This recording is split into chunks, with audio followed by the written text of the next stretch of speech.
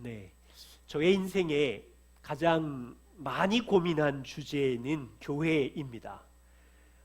우리가 한 10년 동안 이 씨름을 하고 왔습니다만, 복음을 경험한 교회는 어떤 모습일까? 정말로 이제 생각하고 고민하고 여기까지 왔습니다.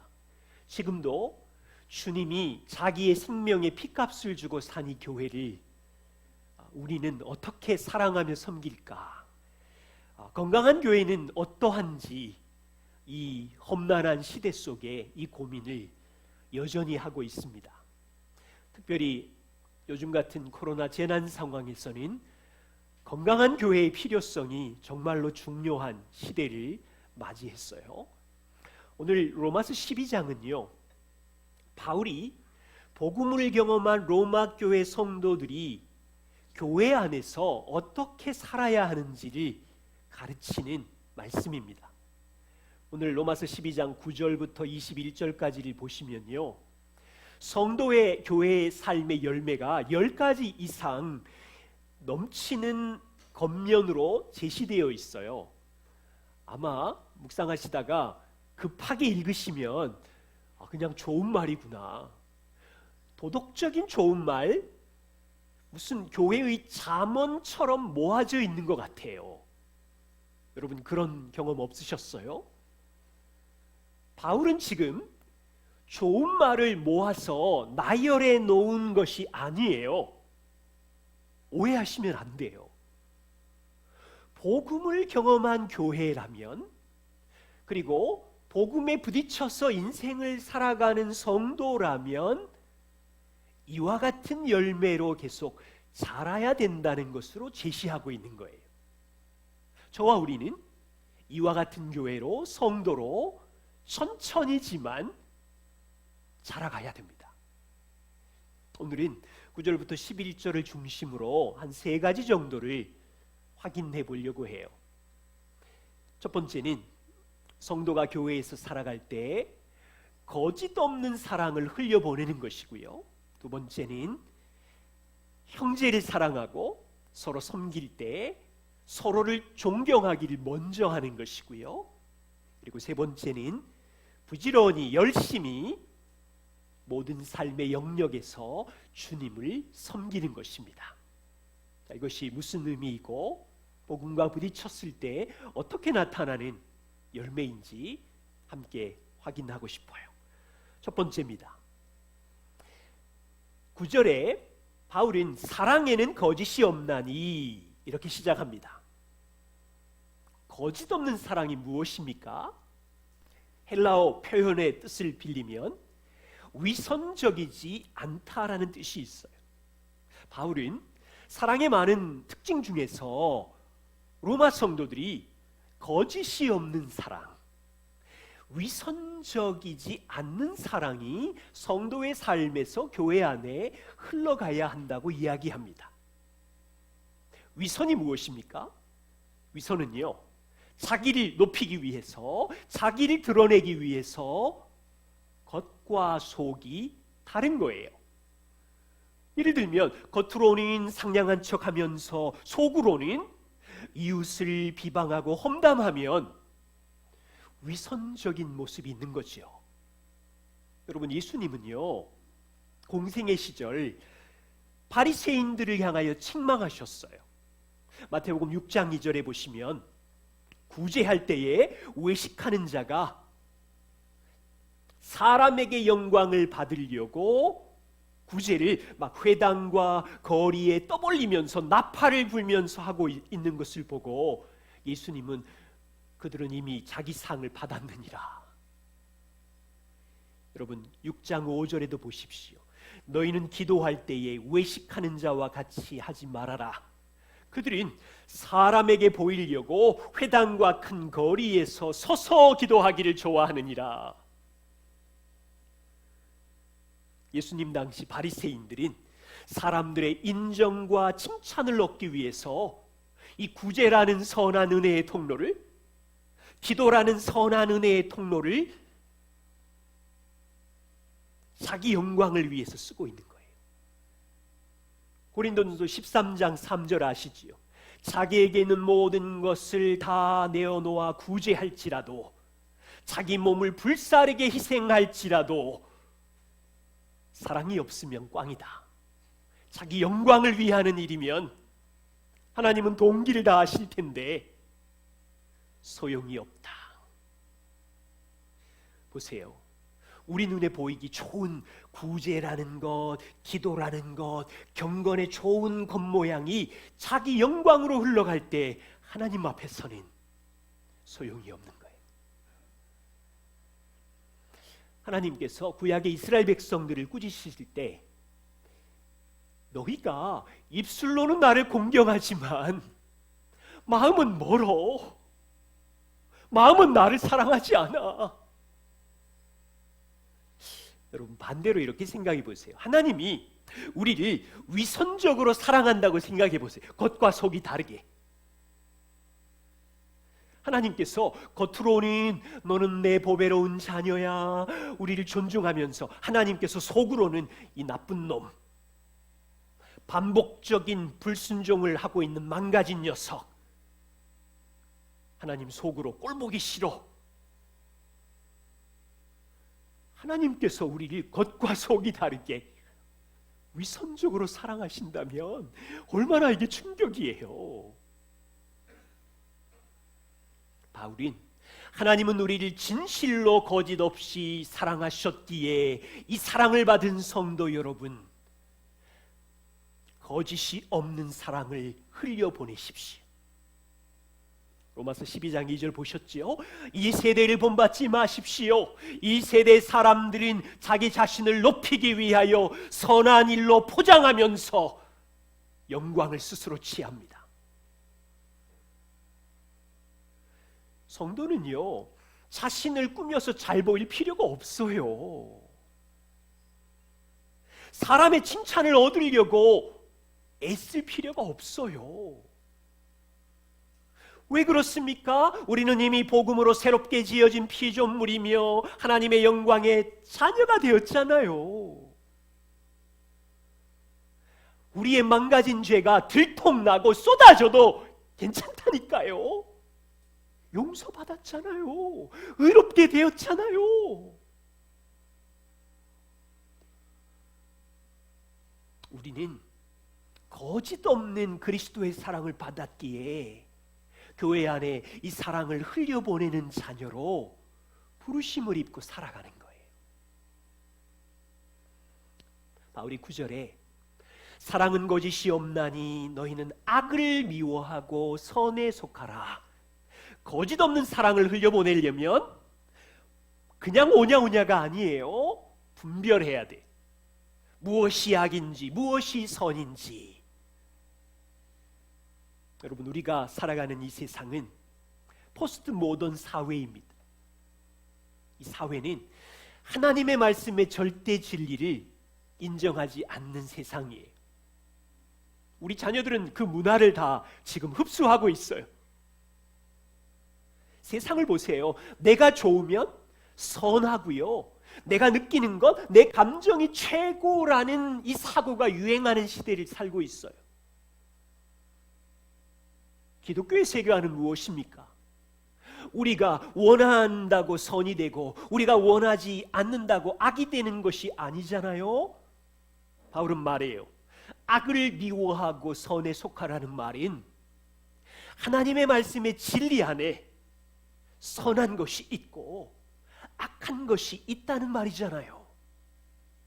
하나님께서 우리의 창조자이시기에 선과 악이 있는 거예요.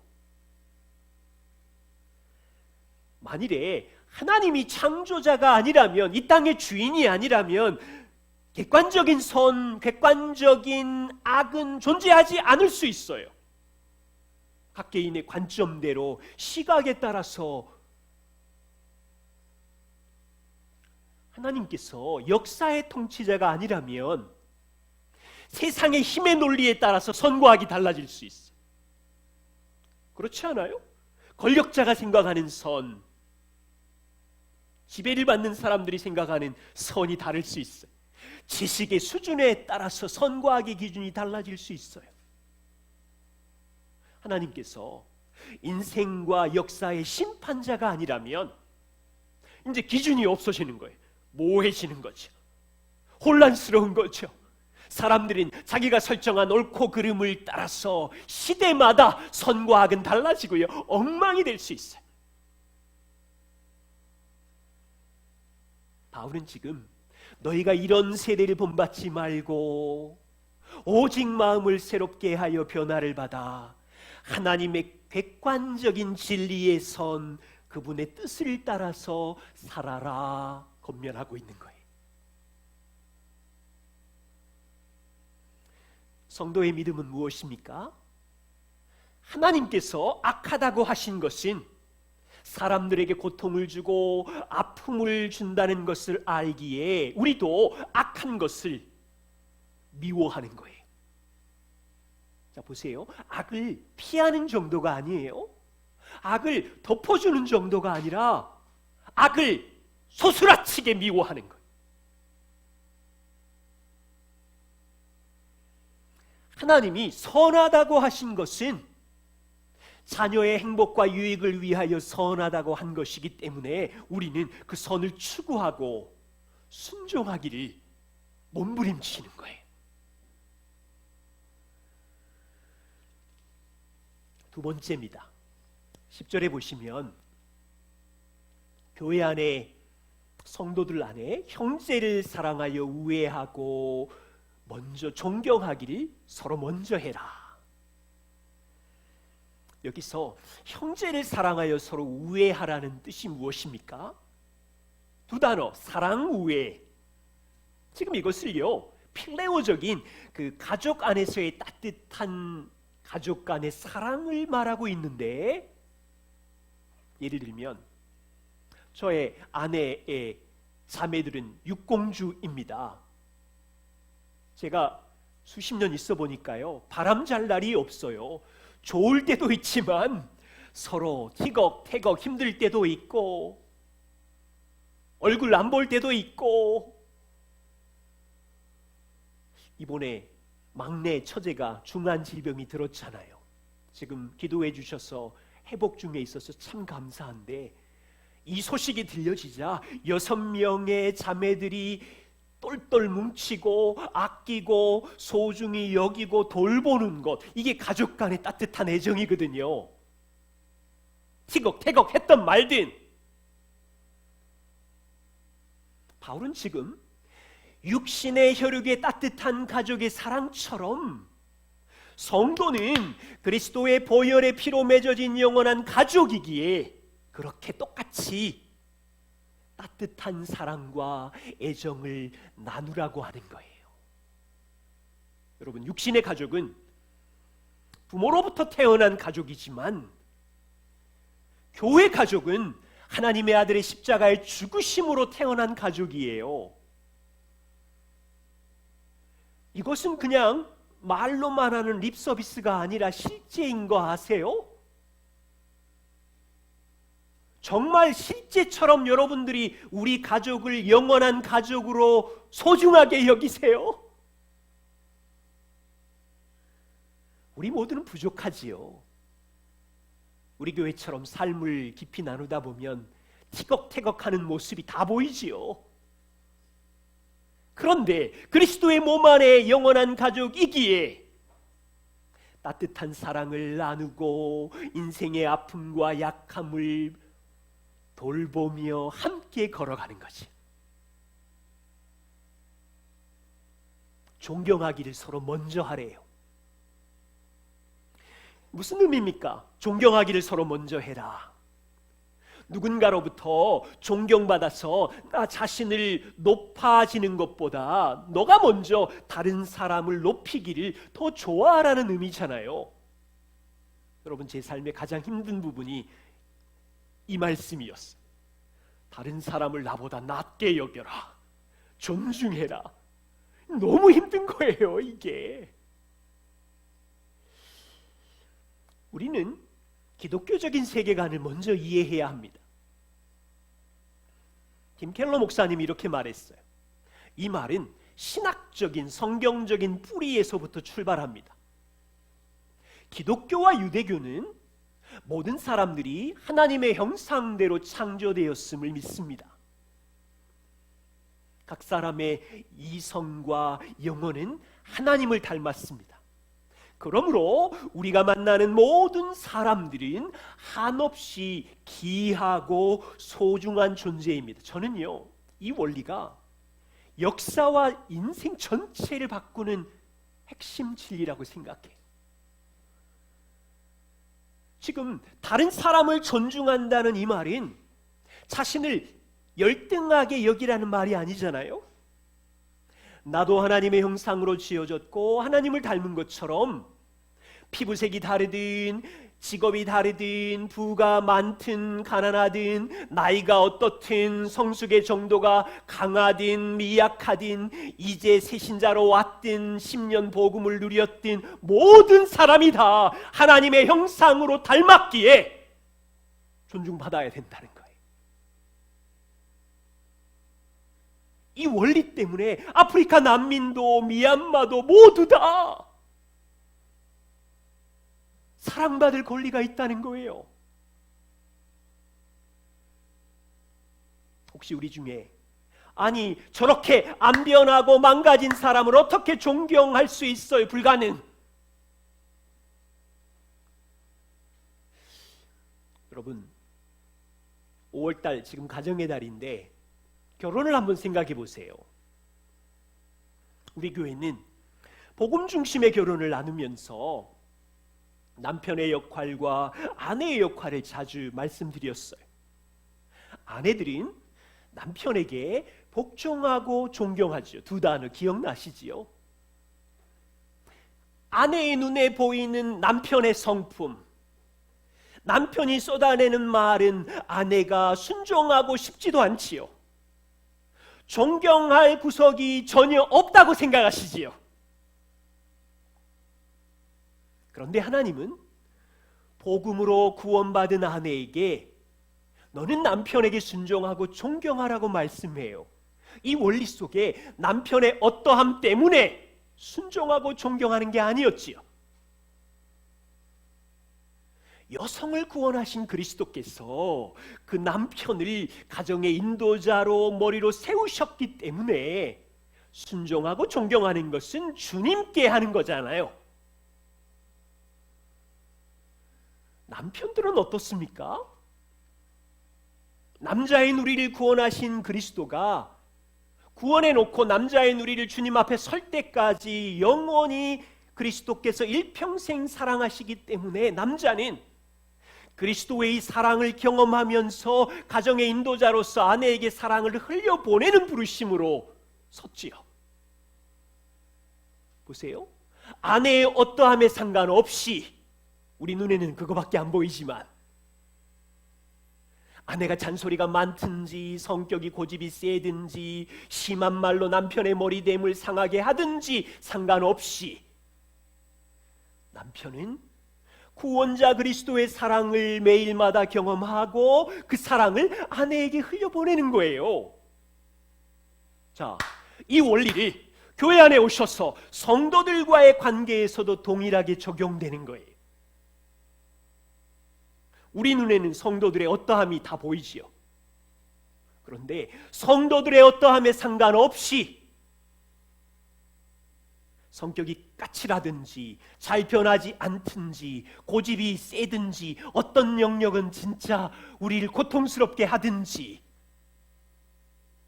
그들은 하나님의 형상대로 지어진 자녀이며 그리스도의 보혈의 피로 산 한 몸 안에 있는 가족이며 그래서 따뜻하게 우애하고 그들의 정체성을 알기에 존경하기를 먼저 하는 거예요.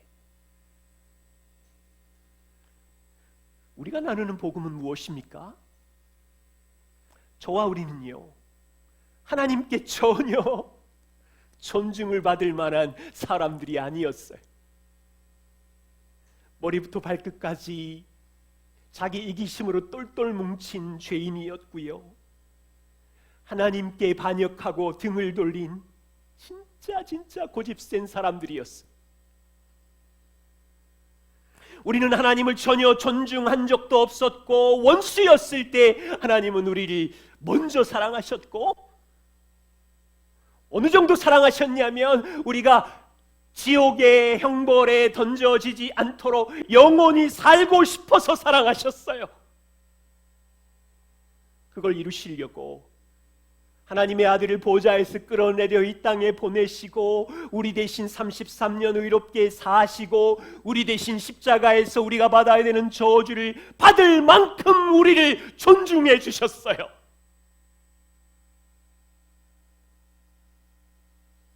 우리처럼 셀 수 없는 하나님의 존중과 존경을 받은 사람이 어디에 있어요?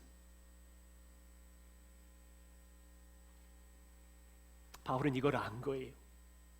이 하나님의 자비하심과 존중을 받은 여러분, 교회 안에 다른 지체들의 어떠함이 보이지만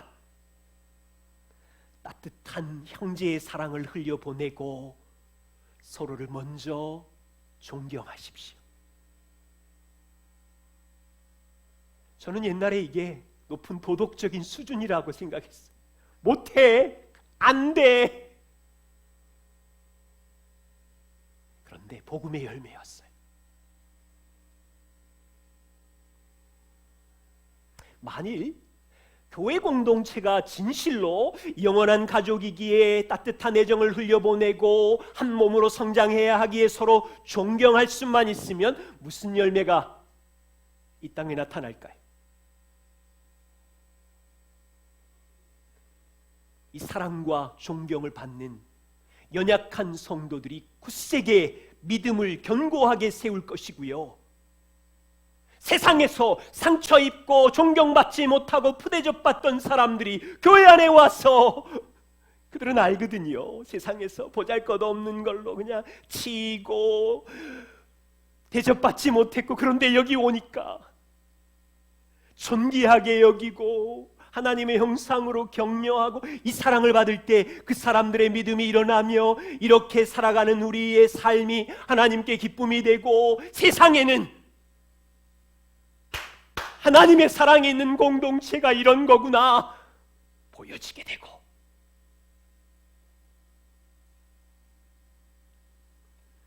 우리 시대는 이런 공동체를 기다리고 있지 않아요?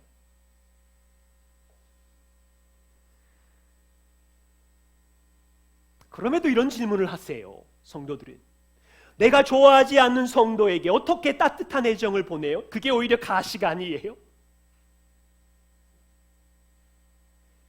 차라리 안 부딪히는 게 낫지, 그냥 피해 다니는 게 편해요? 내가 정말 힘든 지체들을 어떻게 존경할 수 있어? 존경? 진짜 그 말이 무슨 의미인지 알아요. 존 파이퍼 목사님이 이 부분을 강해하면서 하셨던 말씀을 소개합니다. 다른 신자들이 아무리 불완전해도 우리는 이런 성도들을 옆에 같이 있죠. 나도 불완전하고 우리의 아버지이신 하나님의 자녀임을 스스로에게 선포하십시오. 그들은 영원히 우리의 형제요 자매라는 진리를 스스로에게 선포하십시오. 그리스도가 그들을 위해 피를 흘리셨음을 상기시키십시오. 때로는 우리를 화나게 만드는 모든 부분에 대해서 그들은 용서를 받았습니다.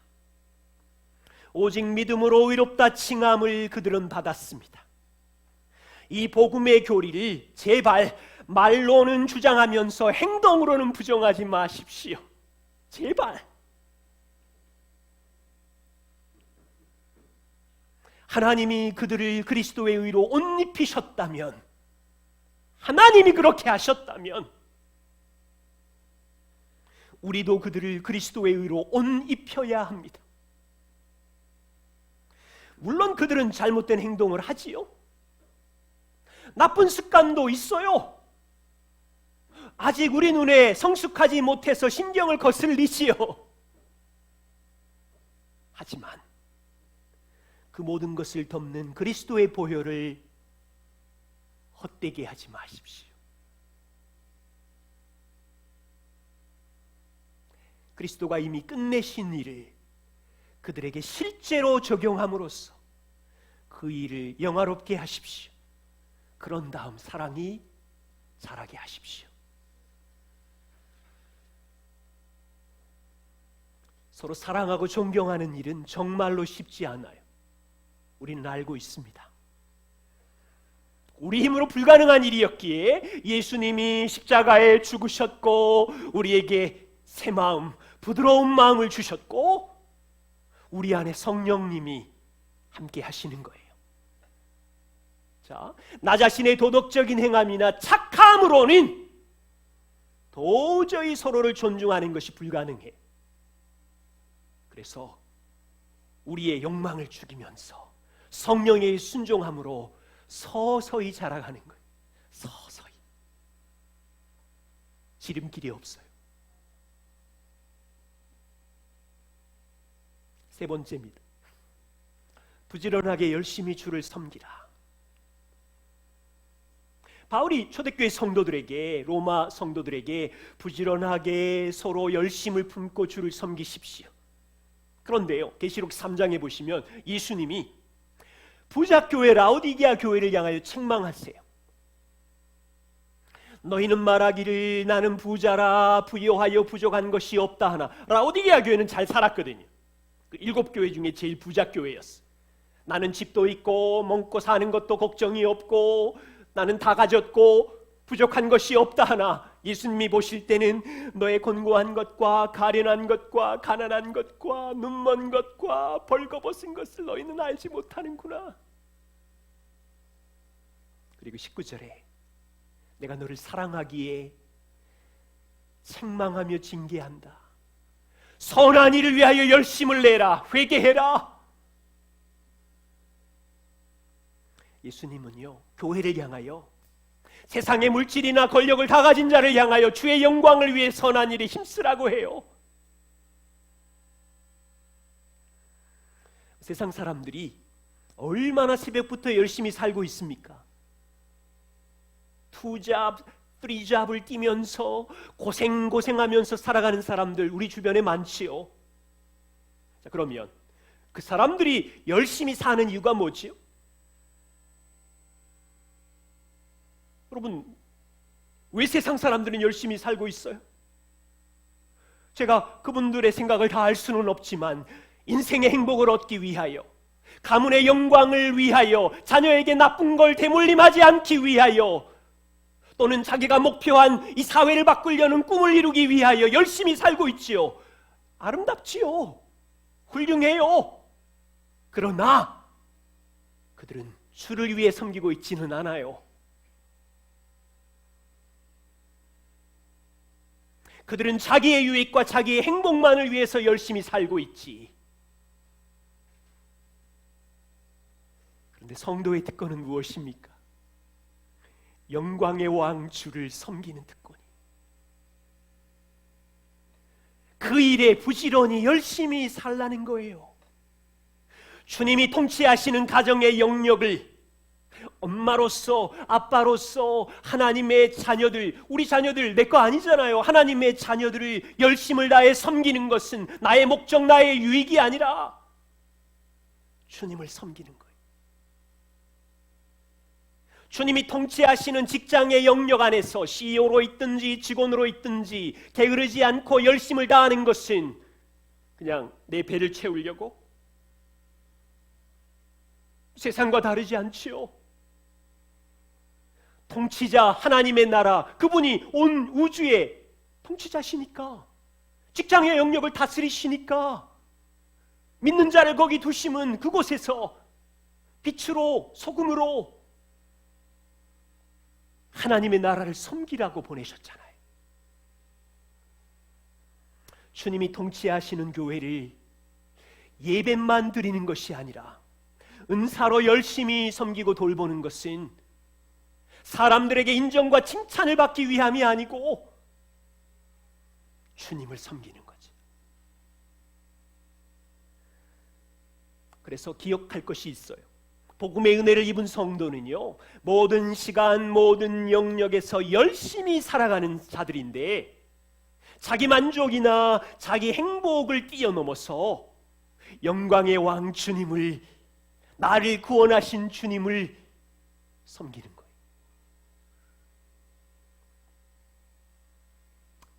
주님을 섬길 때 조심할 것 두 가지가 있어요. 먼저는 자기 욕구가 아니라 예수님을 섬기십시오. 로마서 16장 17절 18절입니다. 형제들아, 내가 너희를 권하노니 너희가 배운 교훈을, 복음이지요, 하나님의 말씀을 거슬려 분쟁을 일으키거나 거치게 하는 자들을 살피고 그들에게서 떠나라. 이 같은 자들은 우리 주 그리스도를 섬기고 있는 것이 아니라 다만 자기들의 뱀만 섬기고 있나니. 보세요. 교회 안에 바울에게 드린 복음, 하나님의 말씀의 교훈을 거슬려서 나누고 분쟁을 일으키는 자들이 있어요. 오늘날에도 교회마다 있잖아요. 바울은 그런 사람들은 지금 주님을 섬기고 있는 것이 아닙니다. 그들은 자기들의 뱀만 섬기고 있습니다. 무슨 의미예요? 배가 고프면 자기 욕구를 채우려고 먹는 것처럼 자기 욕심과 만족과 이것을 위하여는 거친 말과 아첨하는 말로 사람의 마음을 미혹할 수도 있는 거지요. 참 재밌어요. 교회를 섬기든 선한 일을 하든 가족을 섬기든 겉으로 볼 때는 다 섬김인데 자기 뱃만을 채우는 욕구를 섬길 수도 있고 정말로 예수님을 섬기는 동기로 섬길 수도 있다는 거예요.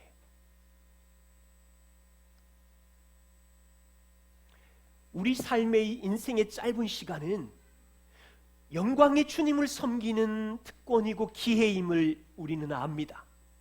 그런데 곳곳마다 우리가 어떻게 해석하고 반응하느냐에 따라서 우리 기분과 우리 감정의 욕구를 죽이지 못하면 주님을 섬기는 일에 위험하다는 것을 우리는 항상 마음에 새겨야 합니다. 두 번째는요, 사람을 섬기는 거지만 본질적으로는 예수님을 섬기는 거예요. 에베소서 6장 6절과 7절을 보십시오. 눈가림만 하여 사람을 기쁘게 하는 자처럼 하지 말고, 지금 에베소 교회 안에 그 직업이 노예인 성도가 있었거든요. 그들에게 하는 말이에요. 눈가림으로만 하여 사람을 기쁘게 하지 말고 그리스도의 종들처럼 마음으로 하나님의 뜻을 행하고 기쁜 마음으로 섬기기를 주께 하듯 하고 사람에게, 눈에 보이는 사람에게 하듯 하지 말아라. 아마 바울은 에베소 교회 안에 월요일부터 토요일까지 직업이 노예인 종으로 사는 성도들이 교회에 와서 투정하며 불만하며 그 고집센 하고 싶은 일도 아닌데 억울하게 시키는 그 CEO들로 인하여 힘들었나 봐요. 까다롭고 고집센 주인을 섬길 때 바울은, 여러분, 눈가림으로만 하지 마십시오. 당신은 눈에 보이는 주인에게 인정받기 위해 사는 자가 아니라 주님을 섬기고 있습니다. 하나님의 뜻을 행하고 기쁜 마음으로 월요일부터 토요일까지 주님을 섬기십시오. 그 종이 하면 무슨 일이었겠어요? 사실은 작은 일, 보잘것없는 일, 설거지, 청소, 반복적인 노동을 하였을 텐데 바울은 지금 그 일상이 왕이신 그리스도를 섬기고 있으니 게으르지 마십시오. 눈가림으로 하지 마십시오. 부지런하게 열심히 주님을 섬기십시오. 직장에서 섬기는 우리 남성 여러분, 여러분들의 수고에 감사합니다. 단지 가족을 공급하는 정도로 섬기는 것이 아니라 까칠한 상사들 아래서, 말도 안 되는 그 동료들 앞에서 우리의 하는 말과 행동은 주님을 섬기는 거예요. 가정에서 수고하는 엄마, 어머니 여러분, 지난 한 주도 고생하셨지. 때로는 힘들고 어찌할 바를 모르는 상황 속에서 자녀를 양육하는 일은 영광의 주님을 섬기는 시간입니다. 학생들이 공부에 열중합니까? 시간의 청지기로, 은사의 청지기로 하나님 앞에서 성실하게, 부지런하게 주님을 섬기는 거예요. 요즘 그 문화를 보면요, 트롯 전성시대 같아요. 왜 명절이 되면 그 씨름 이런 거 잘 보여주잖아요. 트롯도 사실은 명절 때 보여주는 가끔씩 그런 장르였는데, 지금은요 방송국마다 미스 트롯, 미스터 트롯, 트롯 전국체전 전성기를 맞이했어요. 최근에 조사에 의하면 2월부터 4월까지 한국인이 가장 좋아하는 TV 프로그램 1등이래요.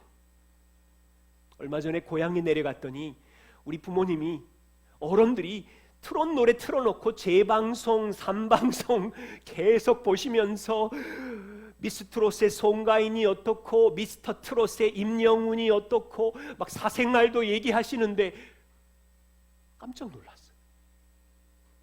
그래서 어디 칼럼을 보니까 요즘 이 트롯이 대세인 인기인 이유가 몇 가지 있더라고요. 코로나와 같은 재난 시대에 이 트롯 노래와 가수들이 사람들을 위로한대요. 그들이 생계형 가수로서 희망을 포기하고 아픔을 가지고 전전긍긍하다가 이제 성실하게 꿈을 이루는 이 스토리가 막 사람들에게 울림을 준대요. 뭐 임영웅, 영탁, 장민호 사실은 경쟁자인데 그 프로그램 안에서 서로 격려하고 칭찬하면서 함께 성장하는 것이 이 코로나로 인해서 일상이 지쳐있는 사람들의 마음을 위로하고 희망을 주고 그런 이유를 이야기하더라고요. 주님의 은혜교회 성도 여러분, 트롯이 위로라면 교회 공동체가 위로가 될 수는 없어요. 우리 주님의 은혜교회가 이 길을 잃고 절망한 사람들에게 진정한 위로와 소망을 주는 공동체로 자라고 있어요. 세상은 거짓이 없는 사랑의 공동체를 기다리고 있고요. 세상은 따뜻한 사랑으로 서로를 존경하는 공동체를 보고 싶어 하고요. 성도들은 어떤 영역이든 흩어진 영역에서 날마다 부지런히 구원자 그리스도를 섬기는 삶으로 초대된 공동체입니다. 함께 같이 성장해 가십시다. 복음을 알아가면서 내가 누리고 있는 사랑과 내가 누리고 있는 자비하심이 얼마나 큰지를 이해해 가면서 삶의 영역에서 바울이 이야기한 이 열매의 매력이 로마를 바꾼 것처럼 우리 이 시대 희망과 위로의 교회로 성장하기를 함께 소망하십시다. 기도하겠습니다.